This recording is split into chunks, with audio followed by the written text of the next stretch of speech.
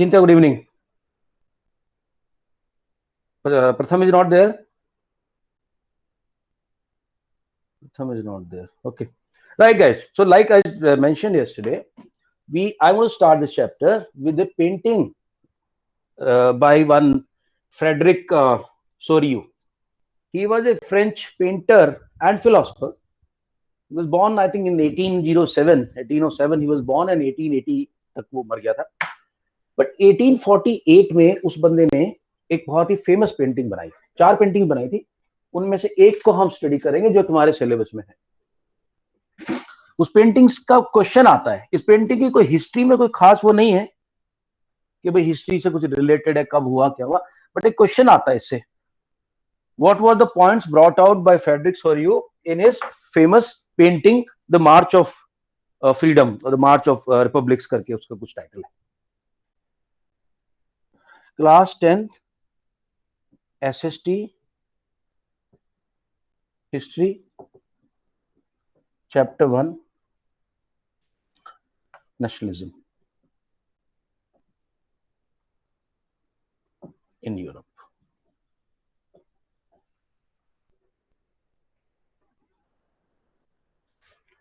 Okay, so उस painting में क्या दिखाया है? And remember this painting was made in the year 1848. इससे रिलेटेड एक पॉइंट आपको याद होगा. 1857 में हमारे कंट्री में कुछ हुआ था क्या? What happened in our country? Sir कौन सी? Revolt of 1857. Revolt of 1857. First war of independence भी बोलते हैं उसको लोग. हम लोग फर्स्ट वॉर ऑफ इंडिपेंडेंस बोलते हैं, अंग्रेज लोग उसको बगावत बोलते हैं, रिवोल्ट बोलते हैं. इस साल एक और बहुत बड़ी बात हुई थी, and that is called revolution of liberals. Revolution of liberals. कल मैंने 3 चीजें तुम्हें बताई. 3 तरह के लोग थे. एक after 1815 there were 3 category of people. अच्छा, तुम लोगों को ना कई बार ये लगता हो, और तुम लोगों को क्या सबको लगता है, I think I have seen lot of people having this view, जैसे कि हमारी अंग्रेज से लड़ाई चल रही थी तो लोगों को लगता है कि सारे देश के लोग लगे होंगे, रोड पे आ रहे होंगे. ऐसा नहीं होता है. जैसे आप पार्टी जब बनी थी तो पूरा दिल्ली नहीं घूम रहा था वहां पे अन्ना हजारे के पीछे पीछे. कुछ सिलेक्टेड लोग होते हैं, एक्टिविस्ट टाइप के. बाकी दुनिया तो अपनी लाइफ चलाती रहती है. खेती वाला खेती करा, मजदूरी वाला मजदूरी करा, पढ़ने वाला पढ़ने. कुछ एक लोग होते हैं अराउंड 10, 15, 20% जो कि इन सब चीजों में भाग लेते हैं. तो ये जो 10-15% after 1815, after the Vienna Congress, when Duke Metternich was the chancellor of Vienna or Austria, that is, he had this meeting and he tried to control French power now, and balance of power डाल दिया चारों तरफ से, सबको बराबर बांट दिया उसको, ताकि nobody becomes too powerful. After that, the people who are like active in the political arena, they were conservatives,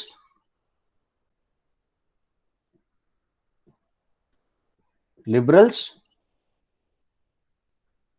and radicals और revolutionaries. रिवोल्यूशनरी भी नाम है इनका और रेडिकल भी इनका नाम है, रेडिकल्स. ठीक है. अब ये वाला 1848 का जो रेवोल्यूशन है वो लिबरल्स का है. हुआ कहाँ? जर्मनी में हुआ. जर्मनी में हुआ कहाँ पे हुआ? I will just tell you the name of the place. There was Saint Paul church in which this congress, this meeting had taken place. I think Luxembourg है सर को सैंडबर्ग, लग्जमबर्ग या कुछ ऐसी जगह का नाम है कोई, मतलब मेरे को ऑफर याद नहीं आ रहा. अभी बता. जिस साल ये लिबरल्स का रिवोल्यूशन हुआ उसी साल फ्रेडरिक SORRIEU आई थिंक इसका नाम है, और इसका प्रोनाउंसिएशन देखो कैसा है, सॉरी यू, ये इसका प्रोनाउंसिएशन. तो this guy made a painting and that painting has got 4-5 beautiful things in that. हाँ जी सर, वो मीटिंग रिकॉर्ड नहीं.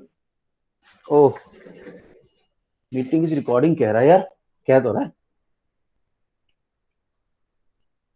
कैसे पता चल रहा है कि नहीं हो रही? हो रही है सर शायद, वो हो रही है। मैसेज दिखाता है कि सर हो रही है सर, हो रही है। मीटिंग सर रिकॉर्ड वो हो रही है सर। अचिंत्य ने लेट ज्वाइन किया तो उसके पास मैसेज नहीं आया। नहीं मैसेज तो खैर मेरे पास भी नहीं आया, बट हो आई होप कि हो रही हो यार, ये बहुत इंपॉर्टेंट क्लास है। सर मेरे को दिख रही है सर, हो रही है।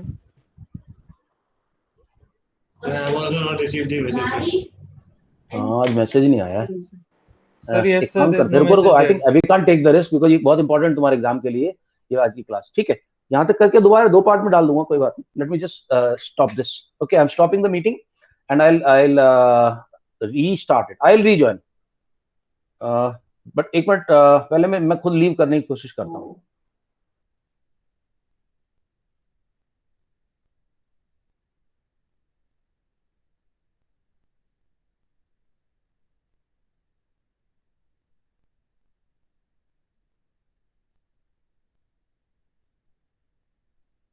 Sir, you are muted. या अभी मैसेज भी आ गया है, ठीक है, that means we are good, it is recording, ठीक है, ओके। अच्छा दोस्तों, तो फ्रेडरिक सोरी की पेंटिंग के अंदर 3-4 चीजें अभी बता देता ताकि जब तुम रीड करोगे ना आराम से समझ में आएगा। उसने क्या दिखाया है कि ऊपर गॉड्स क्लाउड्स में बैठे हुए हैं, खुश है भगवान, उसके चारों तरफ उसके एंजल है, गॉड इज हैप्पी। अर्थ पे एक स्टैचू बना हुआ है, kind of statute of liberty. That statue of liberty in one hand has got the charter of right. तो ध्यान होगा फ्रेंच रिवॉल्यूशन में एक बहुत इंपॉर्टेंट डॉक्यूमेंट बनाया गया था which is called charter of rights. इसके अंदर लिखा था कि हर इंसान की कुछ बेसिक राइट्स हैं, चाहे वो स्लेव हो चाहे वो राजा हो, सबके rights basic. That charter of right is there in one hand and in another hand I think she is holding a cross, I check it. और उस स्टैचू के Yes, साथ sir. Crossing. कंट्रीज निकले जा रहे हैं। By the time 1845, you remember when did the America got independence? Anybody remembers? US got independence in which year? He got 1775। 1785 में मिल गई थी इंडिपेंडेंस। और एक स्विट्जरलैंड कंट्री है जर्मनी के एकदम नीचे, जर्मनी से थोड़ा सा नीचे, जर्मनी और ऑस्ट्रिया के बीच में स्विट्जरलैंड कंट्री है जिसकी बहुत सारी शाहरुख खान की पिक्चर बनती की शूटिंग होती है वहां पे। सो उसको भी मिल गया था तब तक, तभी मिली थी उसको। तो स्विट्जरलैंड को किससे मिली थी फ्रीडम? वो मैं देखना पड़ेगा। स्विट्जरलैंड को फ्रीडम मिल गई थी, जो भी वहां पे वो था ना, जो भी एम्पायर था, जो भी राजा था, उससे मिल गई थी। तो अमेरिका आगे चल रहा है, स्विट्जरलैंड जस्ट स्टैचू के सामने है और उसके पीछे है जर्मनी, नहीं उसके पीछे फ्रांस, फ्रांस के पीछे जर्मनी और फिर बाकी कंट्रीज जा रहे हैं। तो पहला पॉइंट क्या है, God is happy. Second point, the Statue of Liberty is there standing and overlooking that yes everything is fine. Third point is it is holding charter of human rights, charter of rights in one hand and cross in another hand. And thirdly, fourthly, all these countries are going, and the sequence is this. USA, I think it's I may be little bit up and down, but I think it is this. Okay, and then fifthly, इस side में foreground, actually जब भी कोई painting होती है ना उसके 2 ground होते हैं, फोरग्राउंड आपकी तरफ होता है और बैकग्राउंड थोड़ा पीछे की तरफ होता है। फोरग्राउंड के अंदर जो भी मोनार्की के सिंबल्स थे पहले, जैसे कि सोर्ड थी, मोनार्की की शील्ड थी, जैसे कि वो हाथ में लोगों को बांधने के लिए हैंडकफ्स थे, वो सब नीचे टूटे हुए पड़े। These 5 important things are there. Let us see, there could be more also. तो यहाँ से स्टार्ट करते हैं। कल मैं तुम लोगों को पूरा स्टोरी जो सुनाई थी, पूरा लोकेशन बताया था हर एक कंट्री का। I hope you guys remember. Video सबने देखा है, एक बार क्लास से पहले देख लिया करो, आपका वीडियो में सबसे पहले डालता हूँ। So it is good that you watch the video and then continue the class. You will benefit immensely from that. जब तक हम 4-5 बार में एक चैप्टर खत्म करें ना, हर चीज तुम्हारी फिंगर टिप पे आ जाएगी ऐसे करके, by watching the video. Okay, let me just share the notes and let's get going now. कल हमने थोड़े से पढ़े थे, आगे चलते हैं।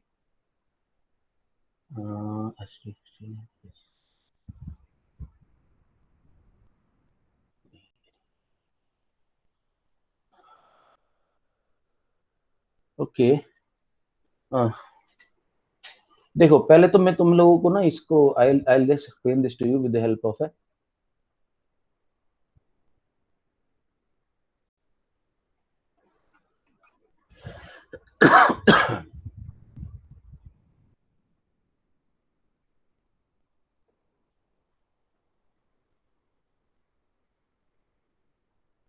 पहले इस बंदे की शक्ल देख लो एक बार और साथ में नोट्स खोलो।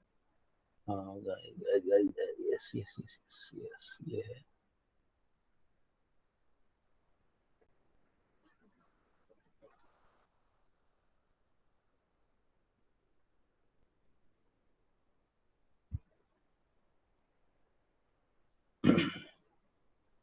ओके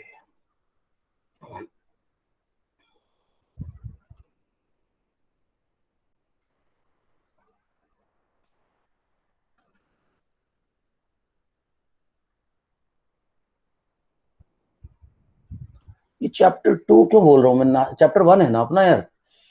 यस दिमाग काम नहीं करता। यस ओके चलो खुल गया। अच्छा दोस्तों, इससे पहले कि आगे चलें, मैं पहले तो ये देख लेते हैं नोट्स ये है। ये मैं सारा एक्सप्लेन करूंगा तुम लोगों को बाद में ना। I explain this entire thing to you. काफी कुछ कर दिया है, आगे और करूंगा। ये नोट्स में कल मैंने भेज ही दिए थे। अच्छा दोस्तों, अब देखो ये 1848 में कुछ है, वो अब मैं वापस आता चलो। But before that I want to show you this guy. So this guy he is Frederic Sorrieu. देखो फ्रेडरिक सोरियू ये बंदा है, इसकी बनाई हुई पेंटिंग है। और ये पेंटिंग है जो यहाँ पे दिख रही है हमें, यही हमें पेंटिंग बुक में भी मिलेगी, लेकिन यहाँ शायद से थोड़ा सा ज्यादा क्लैरिटी शायद से लग रही मेरे को, हालांकि छोटा है पेंटिंग। सर देखो ये बेल्जियम का झंडा है। हाँ, आगे बेल्जियम कौन सा वाला? फर्स्ट वाला? सेकंड वाला? हाँ सर जी, यही वाला सर। सेकंड वाला हो सकता है बेल्जियम का हो। सर बेल्जियम अ, और जर्मनी का बिल्कुल एक जैसा ही झंडा लगता है, लेकिन वो जर्मनी का हॉरिजॉन्टल है और बेल्जियम का वर्टिकल। वर्टिकल कलर सेम है, black gold and red. Okay yes sir, यही है। ठीक है। Yes, sir. दोस्तों चलो देखते हैं इसको। अभी अपन स्टार्ट करते हैं नोट से। तो भाई ये कर लिया था, French revolution first idea of nationalism केम। यहाँ तक पॉइंट नंबर 2 से स्टार्ट करना था हमें। All right, Kartikeya Mishra, can you read? The screen share कर। नहीं है। कार्तिकेय मिश्रा पॉइंट नंबर 2 या ओके पॉइंट नंबर 1 से ही कर दे आज, ठीक है शुरू से ही कर लेते हैं। कार्तिकेय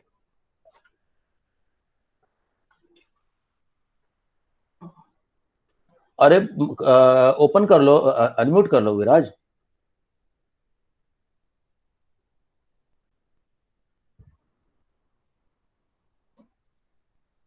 हाँ कार्तिकेय पढ़ रहे भाई?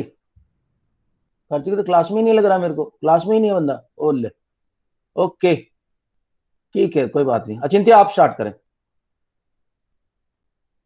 Yes, sir.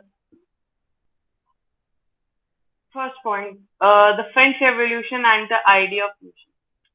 During the 19th century, nationalism emerged as a force which brought about changes like emergence of of the nation state in place of different dynastic empires of Europe.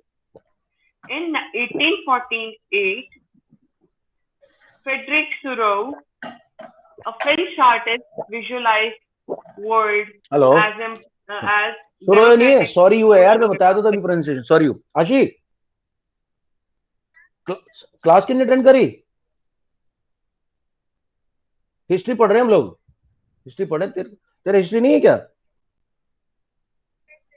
ये तो इंपॉर्टेंट चैप्टर है यार, if you can join. Okay guys, एक चीज बताना चाहता हूं मैं तुम्हें, देख ये कॉन्सेप्ट बहुत लोगों को क्लियर नहीं होता। When we talk about nation state, what is the meaning of nation state? Anybody? मैं चैट बॉक्स में लिख रहा हूँ नेशन स्टेट। जब हम बात करते हैं नेशन स्टेट की, what is the meaning of this यार? नेशन स्टेट, STAT, ये वर्ड का मतलब क्या है? एनीबॉडी? ये बहुत इंपॉर्टेंट है समझना, नेशन स्टेट किसको बोलते Sir, may I? हैं? Yeah go ahead. सर मैंने डेफिनेशन लिखा था सर, मैं आपसे बोलता हूँ। The reason in which the majority of its citizen and not only its rulers came to develop a sense of common identity and shared history or descent. Uh, okay Okay. Now I wanted what is the meaning of state? Nation state. Sir. So in that nation state, what is state? Is it UP, MP, Arunachal Pradesh? No, sir. Sir, is it the major state government? in which I most of think the the population is state there. means either the land or नहीं, Achintya, or the you haven't got people. it. नहीं, Achintya, you haven't got it. Anybody else Is it? want to give it a try? Is it? Country itself. Rajvardhan. So state means country itself. Okay. Viraj. अंतरिक्ष. Is it the government? Yes. Okay. देखो दोस्तों, state एक word है, इसके दो meaning पता नहीं कैसे बना रखे हैं, बट बच्चे कंफ्यूज है. एक तो नॉर्मली लोग बोलते हैं, Ashi, this is a very important point I am telling you, please pay attention. I think I have mentioned this earlier also. When we use the word state in legal, in judicial, in any terms, it does not mean UP or Orissa. No, sir, no. The meaning of state is the government. Now, even the word state is even bigger than government. It includes constitution. So screen present हो रही है. Okay. It includes constitution. Actually, state क्या होता है, कल को suppose करो कोई बात हो गई और अचिंत्य ने जाके कोर्ट में केस कर दिया, गवर्नमेंट के खिलाफ ही कर दिया. आपने जो नया लॉ बनाया है, ये जो बच्चों के जिस बार आप तुमने मार्क्स दिए 10th वालों के बिना किसी एग्जाम के, ये गलत है. ये हमारे बेसिक राइट्स का I mean it is against the basic rights, so I am putting a case against the government. Case का नाम लिखा जाएगा, title that will be written Achintya तुम्हारा सरनेम भूल जाता हूँ बार बार, मुझे याद तो है, Tripathi. Achintya Tripathi versus state of India. Government में नहीं लिखा जाएगा, यानी कि पूरा स्टेट एक तरफ है जिसमें कॉन्स्टिट्यूशन है, प्रेसिडेंट है, प्राइम मिनिस्टर है, प्रधानमंत्री मोदी है, पुलिस के सारे बंदे हैं, फौज के सारे बंदे, पूरा government structure is called state. So when we talk about nation state is basically he's talking about nation. State तो साथ में जोड़ दिया उसको थोड़ा वजन देने के लिए वर्ड को. So he's talking about a nationalist feeling.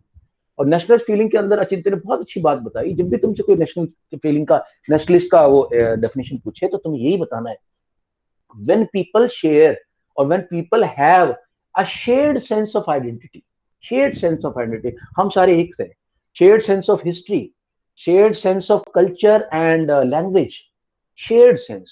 ये क्या shared sense of history, सबसे पहले identity, फिर history, फिर culture, फिर लैंग्वेज एंड बिलोंगिंगनेस, लास्ट में बोल दो belongingness. This is called nationalism, a shared sense. ये वर्ड ध्यान रखना, मैं बहुत इंपॉर्टेंट वर्ड बता रहा हूँ तुम्हें. ये जो बात बताई है अचिंत्य ने बिल्कुल सही बताई है. जब we talk about nation state और नेशनलिज्म और इसे nationalism, this means shared sense. कभी भी हिस्ट्री याद करो, ज्योग्राफी याद करो, साइंस कुछ भी याद करते हो ना, देखो पूरा सेंटेंस मत याद रखना please. Don't try to mug up nationalism, जैसे अभी अचिंत्य ने पढ़ के बताया, nationalism is the when people, ना करो, मत करो. वो कैच वर्ड पकड़ो बस. शेयर्ड सेंस ऑफ, क्या shared sense of what? Identity. Sir shared sense of identity, culture, language. ना हिस्ट्री पहले आएगा. पहले तो खुद की आइडेंटिटी, कि हम सब भारतीय है, हमारी एक ही हिस्ट्री है. फिर बोल सकते हो कल्चर, हमारा एक ही कल्चर है, ठीक है. और लास्ट में एक बिलोंगिंगनेस का वर्ड. बाकी तो लैंग्वेज वगैरह भी लिख सकते हो, बट लैंग्वेज क्योंकि इंडिया में अलग अलग है, जैसे हमारे देश में, जर्मनी में तो सेम है, पोलैंड में सारी सेम है, पोलिश. लेकिन हमारे केस में हम लैंग्वेज नहीं लिख सकते. हमारी तो 22 लैंग्वेज है, एक्चुअली 1400 लैंग्वेज इंडिया में. ओके दोस्तों, तो यहां तक बात हो गई. ओके, ये स्टेट पॉइंट जरूर समझा. जब तुम सिविक्स पढ़ोगे, जब तुम पोल साइंस पढ़ोगे, कर लो, कई लोग कल आईएएस की तैयारी करेंगे, पीसीएस की तैयारी करेंगे, उस वक्त भी ये वर्ड आएगा स्टेट. अभी से इसको अपने माइंड में क्लियर कर लो. स्टेट का क्या मतलब? स्टेट मतलब पूरा सरकारी ढांचा, पूरे देश का तंत्र मंत्र, उसको बोलते स्टेट. इनफैक्ट कॉन्स्टिट्यूशन में वर्ड ऐसे लिखे हुए, state will ensure that no fundamental right of any person of the country is trampled upon or is disturbed, destroyed. State will ensure. So state will ensure matlab everybody who has the power of the country will do that, right? So yeah, okay, I'm sharing once again. थोड़ा fast चलेंगे अभी, क्योंकि मेरे को क्या लगता है जब मैं समझाने लगता हूं मुझे लगता है सब कुछ तुम लोगों को समझा दूं, कुछ भी दिमाग में डाउट ना रहे तुम्हारे. Alright, Chintya kindly continue.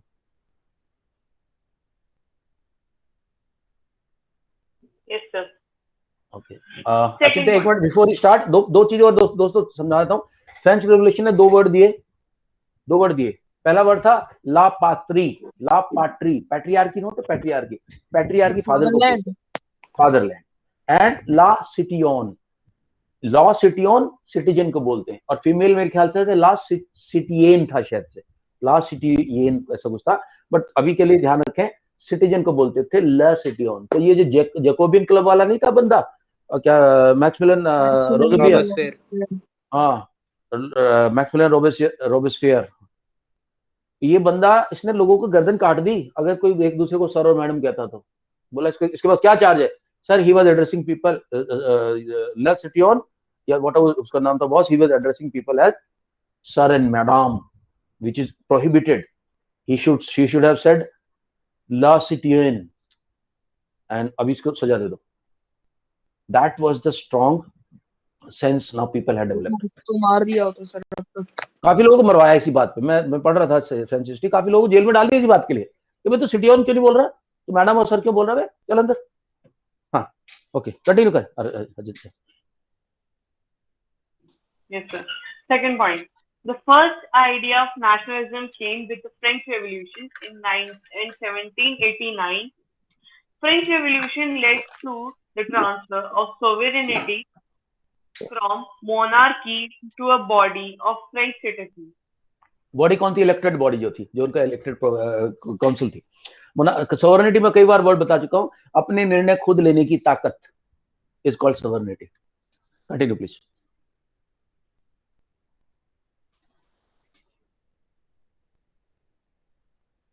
Yes. अचिंत्या बहुत टाइम लगा रहे हो यार. Sir, वो mic unmute होने लगे. जल्दी कर. The French revolutionaries introduced various measures and practices that could create a sense of collective identity amongst the French people.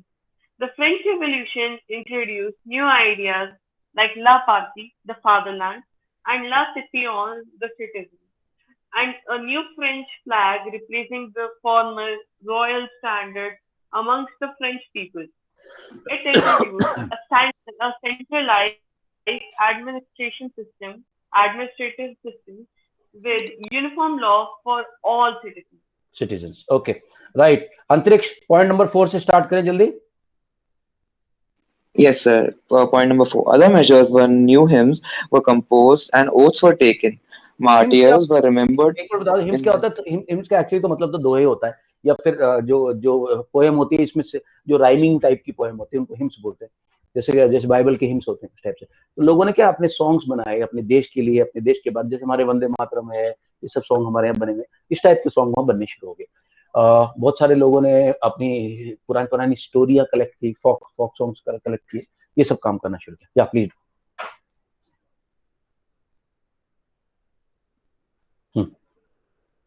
Yes, martyrs were remembered by in the name of the nation. Internal custom duties and dues were abolished, and each Estates General was elected by the body of citizens and were renamed as a National Assembly. Regional dialects were discouraged. French language for speaking and Paris language for writing were accepted as a common language of the country. Yeah, okay. So Parisian language basically French language ही थी.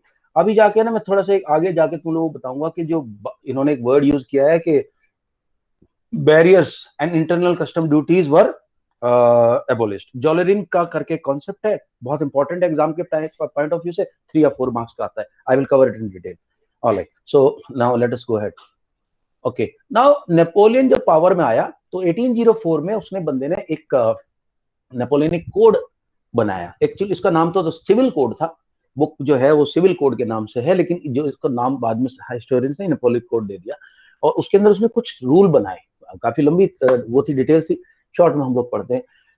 Actually वो क्योंकि बंदा वो राजा तो था नहीं, महाराजा तो था नहीं, वो नीचे से उठ के आया था, तो उसे पता था कि ये एडमिनिस्ट्रेशन में ये प्रॉब्लम होती है, ये प्रॉब्लम थी, तो उसको आम आदमी की, आम ट्रेडर की, आम मर्चेंट की, आम ऑफिशियल्स की प्रॉब्लम्स पता थी, तो उनके उसका सोल्यूशन उसने निकालने की कोशिश की।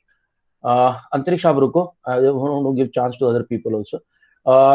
सार्थक, I will start with you, I am just giving, just give me a moment, I want to just show you something guys. Okay,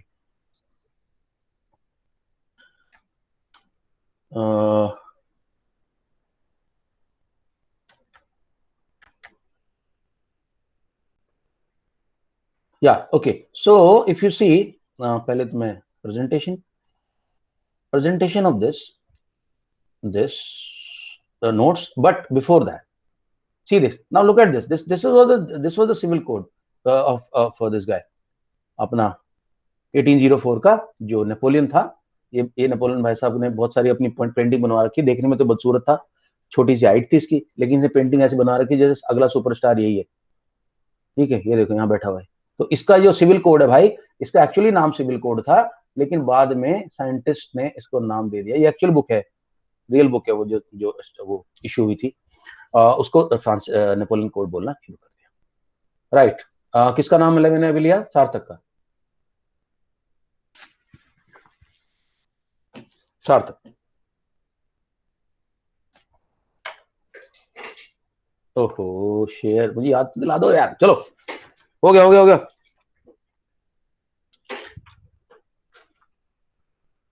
सार्थक, ओ भाई, Napoleon code, Napoleonic Napoleonic Code. हाँ, Napoleon destroyed democracy in France and introduced the Civil Code of 1804, which came to be known as Napoleonic Code. The main features of the code were: it removed all privileges based on birth, established equality before the law, and secured the right to property.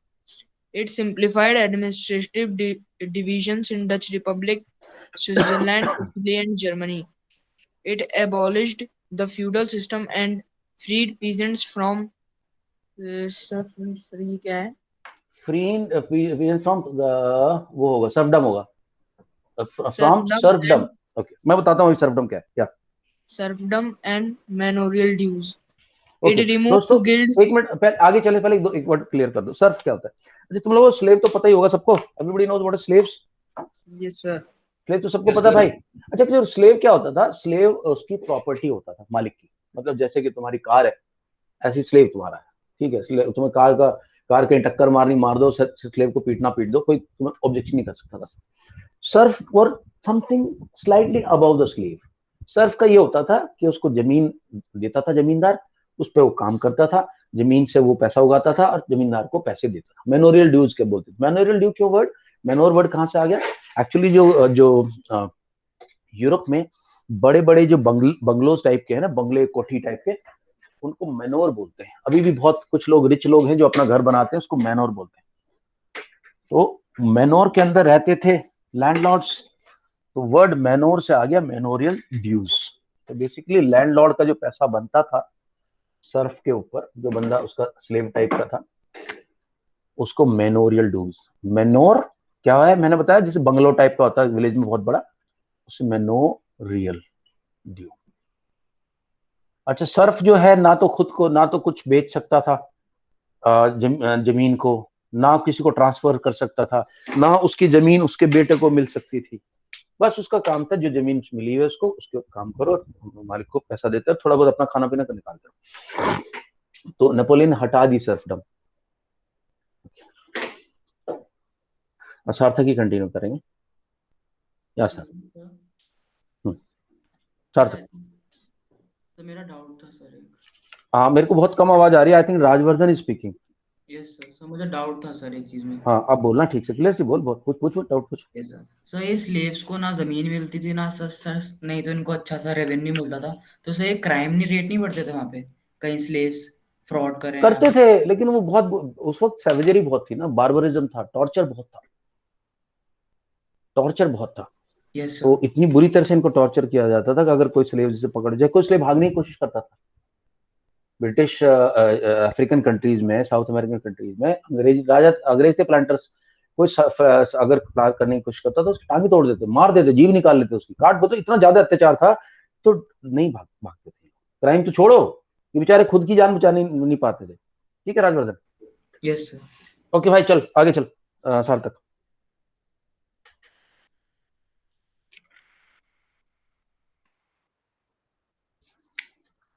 यार सार्थक बहुत time ले रहा भाई तू। Okay चलो मैं change करता हूँ। आशी, कैन यू रीड? आशी आशी आशी आशी आशी Yes, sir. हाँ रीड करो। Sir, point. पॉइंट नंबर 6 है ना, उसके नीचे पॉइंट नंबर 3 तक कर चुके हैं, 4 से पढ़ो। It removed guild system in the town areas and transport and communication systems were improved. रुक एक मिनट, मैं बता दूं गिल्ड सिस्टम क्या था भाई। गिल्ड किसको बोलते हैं? यूनियन को बोलते हैं। आज भी गिल्ड होती है। एक्चुअली बॉम्बे के अंदर एक गिल्ड है, इसको बोलते हैं फिल्म प्रोड्यूसर गिल्ड। बॉम्बे में, बॉलीवुड में एक गिल्ड है, इसको बोलते हैं फिल्म प्रोड्यूसर्स गिल्ड। गिल्ड का मतलब था यूनियन। तो उसने हटा दी क्योंकि यूनियन अपनी मनमर्जी करती थी। जैसे कोई नया ट्रेडर आया, सामान बेचना चाह रहा है, उसको बेचने नहीं देंगे। तो मार्केट के अंदर बहुत कंट्रोल रहता था गिल्ड का, चाहे वो ज्वेलर्स की गिल्ड हो, चाहे ट्रेडर्स की गिल्ड हो, तो उसको इसने बैन कर दिया। Next. It led to the establishment of universal laws, standardized weights and measures, and common national currency, facilitate the movement and exchange of goods from one region to another. Okay actually क्या था मैं बताता हूँ। अभी हम पूरा explain करूंगा jewellery का। दोस्तों जर्मनी ने कल जैसे मैंने बताया था, I think I mention 200 states, Germany was part of 300 state. Actually 300 state थे वहां। जब जर्मनी पे अटैक किया इस भाई ने, अपने छुटकू ने, बोनापार्ट ने, नेपोलियन बोनापार्ट ने, तो इसने उनको 39 प्रोविंस में ऑर्गेनाइज कर दिया। तब भी वो हर 39 प्रोविंस में जगह जगह पैसे अलग होते थे, कॉइन अलग, करेंसी अलग, मीटर की वैल्यू अलग, केजी की वैल्यू अलग। तो इसने काफी कुछ स्ट्रीमलाइन कर दिया था, स्टैंडर्डाइज हो गया। अभी हम डिस्कस करेंगे थोड़ी देर में। ओके आफ्टर राशि, अंतरिक्ष आपने पढ़ लिया? यस सर, पढ़ लिया। अचिंत्य, रवि आप पढ़े? अभी मैं शेयर कर रहा हूँ भाई। नेशनलिज्म यूरोप के अंदर कैसे स्टार्ट हुआ, उसकी अब कहानी चलनी शुरू होगी। चलो भाई पढ़ भाई, making of nationalism in Europe. अच्छा दोस्तों, इससे पहले कि आगे चले, याद है सबको मैप? याद है? छोटा सा मैप बना रहा हूँ, देखो मुझे बताते रहना जैसे जैसे मैं बता रहा हूँ ना। Late me see how many people can predict which country is it. So I'm starting with UK. This is UK. Now tell me what is in front of UK? France. Very good. France के ऊपर कौन सा country है? Belgium. Very good. Belgium के ऊपर यहाँ पे country है हॉलैंड और Netherland. Actually Holland is part of Netherland. ये यहाँ पे कंट्रीज का नाम है डेनमार्क। ठीक है दोस्तों? ओके फ्रांस के इधर है country sir Germany. Very good. Prussia थी सर। हाँ एक्चुअली हाँ जर्मनी, तो मैं ऐसे कर रहा हूँ जर्मनी और प्रूशिया यहाँ लिख रहा हूँ। प्रूशिया के ऊपर दोनों के दोनों कंट्रोल करेंगे जब हम यूनिफिकेशन पढ़ेंगे तब देखना। और जर्मनी के नीचे ऑस्ट्रिया। Very good. अंतरिक्ष तुम भी कुछ बोल दो। ऑस्ट्रिया के नीचे क्या है Antariksh? Sir Austria Hungary. Austro Hungary Empire बोलते हैं। यहाँ था, यहाँ कौन था? Austrian Hungarian Empire. Habsburg family थी यहाँ पे। ओके फ्रांस के नीचे इधर यहाँ पे, हाँ जी, ये कौन सा कंट्री है? Sir Italy. Boot of Europe sir. Italy boot of Europe. ठीक है। And this is Spain. तो यहाँ बोर्बन एम्पायर था, यहाँ भी बोर्बन फैमिली की एक ब्रांच राज कर रही थी। And this is Portugal. Very good, बहुत बढ़िया। अब तुम लोगों को थोड़ा समझ में आएगा। तो हम बात क्या, हाँ तो जैसे बताया हैशबर्ग एम्पायर यहाँ राज कर रहा था। कैंटन, डचीज, रॉयल फैमिली, नोबल्स, जगह जगह अलग अलग लोग राज कर रहे थे। Ravi, yeah go ahead. Yes, sir, please share the screen.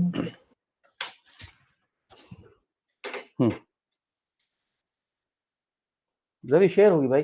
Yes, sir. The making of nationalism in Europe. In mid-18th century, there were no nation states. in the Europe.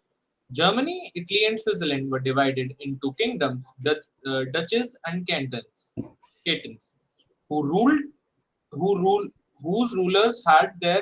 Uh, Please, can you read? I'm not able to see it properly. Whose rulers had their autonomous territories. Autonomous territories. They did not share a collective identity or a common culture. The sir, the video is not Habsburg clear, I Empire. think. Habsburg Empire. No, sir, the video isn't clear. I'm not able to read a single word properly. I'm just struggling क्या to बात read it. कर रहा है यार? Okay, let me see if other people can read it. Bhavya, आप पढ़ सकते हैं? Yes, sir. पढ़ना Bhavya. Point number 8. The Habsburg Empire that ruled over Austria-Hungary was a combination of many different regions and people. In Hungary, uh, half of the population spoke Magyar, Magyar, while the other half spoke a variety of dialects. In Galicia, the aristocracy spoke Polish language. The aristocracy in the middle class. The aristocracy was socially and politically the dominant class in the continent. They owned estates and property both in countryside and townhouses. Okay, तो मैं क्या बता रहा था तुम लोगों को कि भाई एक कंट्री के ऊपर एक नेशन के ऊपर बहुत सारे राजाओं का कोई यहाँ भाई ये 20-25 फैमिली थी, इनकी आपस में शादियां होती थी, ये रॉयल उसमें रहते थे, पैलेसेस में रहते थे, कभी कोई किस पे अटैक कर रहा है, कभी कोई किस पे अटैक कर रहा है, ये कहानी चलती रहती है। आम जनता का क्या हो रहा है क्या नहीं हो रहा है पता नहीं चलता। आज वो उसके अंडर में, कल को उसके अंडर में, उसके अंडर में क्या चल रहा है। अब उनको लगता था हमें तो टैक्स ही तो देना है लोगों को, अब टैक्स लेना है या तो इसको दे दे चाहे उसको दे दे, रहने दो। ये मेरे ख्याल से कोई क्वेश्चन पूछ सकता था, कार्तिकेय पूछता है, राजवर्धन पूछता कि सर जनता विद्रोह नहीं करती थी, इस राजा ने अभी हटा दिया हमारे राजा को, ऐसा ना होता था भाई। उनको सालों अपनी जान की पड़ी रहती थी, उस वक्त बहुत बुरा हाल था पहले, जो हिस्ट्री में humans had a very bad life. पहले उन्हीं को मार देते थे सब। हाँ, तो पहले तो उनको साला उन पे टैक्स लगा देता था राजा, और लड़ाई लड़ने के लिए दूसरों से, तो राजा वो राजा रुजा के नहीं, उनका तब किस तरह हमारी रोजी रोटी चलती रहे, ऐसे कहानी चल रही। नेशनलिज्म की फीलिंग नहीं थी, इसलिए सर कोई वो नहीं था, थी नहीं, नेशनलिज्म की फीलिंग थी नहीं, एक्चुअली किसी में नहीं थी। अब धीरे धीरे नेशनलिज्म की फीलिंग आनी शुरू होगी। फ्रेंच रेवोल्यूशन ने आइडिया दे दिया लोगों को, बोला यार ऐसा हो सकता है, हमारा एक बन सकता है यार नेशन, ऐसा पॉसिबल है भाई, तो फिर लोग चालू हो गए। Okay Bhavya, I am sharing the screen, please read. Ravi तेरे ना नेटवर्क का कोई लग रहा है मेरे को मैटर। एक मिनट ये पढ़ दे यार, तो एक मिनट, चलो बाद लास्ट में पढ़ेंगे इसको। हाँ भाई, यहाँ से पढ़ना, पॉइंट नंबर 12। पॉइंट 11 नहीं पढ़ा। Point number 12। In western and central parts of Europe, there was an emergence of commercial classes. Their existence was based on production for the market. As a result of industrialization, the new social groups of working class population and middle classes, including industrialists, businessmen, and professionals, came into existence. The idea of national unity gained popularity among the educated liberal middle class. New definition of nation state given by Ernest Renan. According to Ernest Renan, a nation is the accumulation of a long past of endeavors, sacrifice, and devotion. A nation is large-scale solidarity. Its existence is a daily plebiscite. Okay, आंस Renan का ना ये पढ़ लेना, 1 number का 2 number का कई बार पूछ लेते हैं लोग। तो वो क्या कह रहा है बंदा, वो कह रहा है कि भैया कोई भी नेशन स्टेट जो है ना, एक पूरे पास्ट के एंडेवर्स का, मेहनत का फल है, ये इतनी मेहनत के बाद आएगा। ये बंदे का देखो, ही वाज बोर्न इन 1823 और 92 तक जिंदा रहा, तो इसकी रिपोर्ट तकरीबन रही होगी 1870 के करीब, 75 के करीब रही होगी। तो उसने बोला कि ये है, और एक स्टेट क्योंकि एग्जिस्ट कर रहा है, तो इस क्यों एग्जिस्ट कर रहा है, इसका प्रूफ क्या है, एक ये डेली प्लेबिसाइड है। डेली प्लेबिसाइड सबको पता है क्या होता है, जनमत, लोगों का यस और नो पूछना। जैसे डोनाल्ड ट्रंप ने कुछ कराया था प्लेबिसाइड, जैसे हम लोग को बोलते हैं कि जम्मू कश्मीर में प्लेबिसाइड होगा कि पाकिस्तान के साथ जाना है कि इंडिया के साथ जाना है, उसको प्लेबिसाइड बोलते हैं। कहता है कि ये रोजाना की प्लेबिसाइड हो रही है, लोग डिसाइड कर रहे हैं कि हमें नेशन बन के रहना है, जिस दिन लोग डिसाइड करेंगे नहीं रहना तो राजा आ जाएगा। ओके, आइडिया पॉपुलरिटी ये सब हो गया। ओके, सबसे बड़ी चीज हो रही थी, ये तो कभी ना होता, कभी नेशन नहीं बनते, वो तो लकीली इंडस्ट्रियलाइजेशन शुरू हो गया। इंडस्ट्रियलाइज शुरू होने से एक नई क्लास उभर के आई। नहीं तो पैसा तो हमेशा राजा के पास था, नोबल्स के पास था, चर्च के पास था, नीचे वाले तो कोई था ही नहीं, कोई क्लास थी ही नहीं बीच में। तब एक नई क्लास उभर के आ गई जो थी मिडिल क्लास, और मिडिल क्लास थोड़ा रिच होनी शुरू हो गई। क्यों?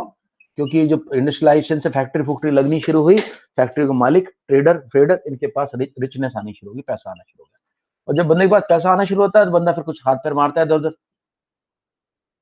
और दूसरी बात ये थी वर्कर आ गई, वर्कर फैक्ट्री में काम कर रहे हैं, और वर्कर की अपनी प्रॉब्लम्स हैं जो गांव में डिस्कस नहीं होती थी। गांव में थी ही नहीं प्रॉब्लम्स, वो गांव में दूसरे तरह की प्रॉब्लम थी। गांव में अगर वो इकट्ठा होने की कोशिश करते, 100 किसान इकट्ठा हो जाते, वो लैंडलॉर्ड जाकर डंडे डुंडे मार कर सेट कर देता। अब यहाँ तो थाउजेंड वर्कर और क्लोज प्रोक्सिमिटी साथ साथ रह रहे हैं। अब कोई प्रॉब्लम होगी तो सारे इकट्ठे हो सकते हैं। ये दो चीजों ने चेंज कर दिया, जिस चीज ने सोसाइटी को चेंज कर दिया। ओके, आगे देखते हैं। Right, after Ravi let me see who's there. Ravi, sorry, Bhavya के बाद कार्तिकेय मिश्रा। मैंने शुरू में बोला था आपको पढ़ने के लिए। कार्तिक, आपको बाद में चांस दूंगा। Kartik Surohi, Kartikeya Mishra, can you read? Are you in a position to read? Kartik Surohi, sorry, Kartikeya Mishra, no response. Pratham Raj, आप पढ़ सकते हैं? Yes, sir. Pratham, please go ahead. Pratham, go ahead. Meaning of liberal nationalism. Liberal, अब लिबरलिज्म की बात आनी शुरू होगी। चल भाई।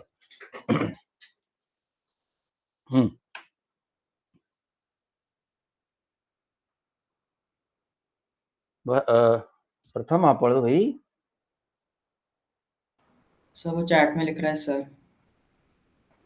क्या लिख रहा है यार? सर मैं तो उधर चले। बोल रहे माइक हैं was mic not is working not today. working. I working की बड़ी माइक की बड़ी दिक्कत हो रही लोगों को। चलो कोई बात नहीं। Rajvardhan, go ahead please. Sir meaning of liberalism, liberal nationalism. Nationalism तो है लेकिन लिबरल है। हाँ, ideas of national unity in early 19th century Europe were closely related to ideology of liberalism. For the new middle class, liberalism means for the freedom of all individual and equality for all before the law. In France, the right to vote and to get elected was guaranteed exclusively to the person who owned property. Men without properties and women were excluded from this right. During early 18th and 19th century, women and non-propertied men organized opposition movement demanding equal political rights. In the economic sphere, liberalism meant for the freedom of market and abolition of restriction imposed by state on the movement of goods and capital. Sir नीचे कर दीजिए थोड़ा. Okay. Yeah, go ahead. Yes, in the economic sphere, liberalism means for the freedom. नहीं सब पढ़ लिया तो. In 1834, a custom union. Hello, sir. Can you hear me? Yeah, now I can hear you. तेरा क्या यार, माइक का क्या कहानी रहती है यार? इतनी गरीबी आ गई कि साला एक ढंग का तो माइक भी नहीं खरीद सकता। हाँ भाई। सर कंप्यूटर में स्प्लिटर चाहिए होता है, वो मेरा स्प्लिटर खराब हो ले गया। ले वो यार, इसलिए साला पढ़ाई से ज्यादा इंपॉर्टेंट थोड़ी कुछ चीज होती है। सर आउट ऑफ स्टॉक है। तो साला वो ब्लूटूथ वाला ले ले। हाँ जी, कुछ भी कर यार, तू ऐसे मत कर, पढ़ाई मेरा मजा नहीं आता है सब। हाँ चलो ठीक है, अभी just find some way. Okay, continue Rajvardhan. Zollverein was formed, which abolished tariff barriers and reduced the number of currencies from over time 30 or 2. A new conservatism after 1815. After the okay, wait करना, ये मैं कल सिखाऊंगा, ये मैं कल आगे पढ़ाऊंगा तुम्हें। कल जो जोल्वेरिन की पूरी डेफिनेशन दूंगा। आज थोड़ा लेट भी क्लास स्टार्ट की थी मैंने।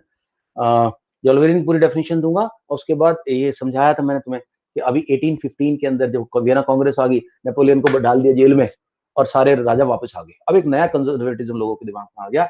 उन्होंने कहना शुरू किया कि भाई नहीं, मोनार्की आना चाहिए। तो लिबरल तो आ गया, एक नया कंजर्वेटिज्म आ गया, और भी रेडिकल आएंगे। ठीक है, कल I will continue this guys. Any doubts? I will give you 2-3 more minutes. Yeah, any doubts? For doubts, please do watch the videos before tomorrow's class. Yeah. तभी मजा आएगा. Okay, no doubt. Sarthak, Antariksh, No Achintya, doubt, sir. Ravi, No doubt, Vidya, sir. No, sir, no doubt. Ankit, Karthikeya, Prashant, No doubt. Gagan, No, Satvik, sir. No Raj, doubt, sir. all like that. Then we meet tomorrow. Chalo. Okay. Bye. Bye, See you sir. guys. Evening, sir. Bye. Good evening, guys. Good evening, everyone. Good evening.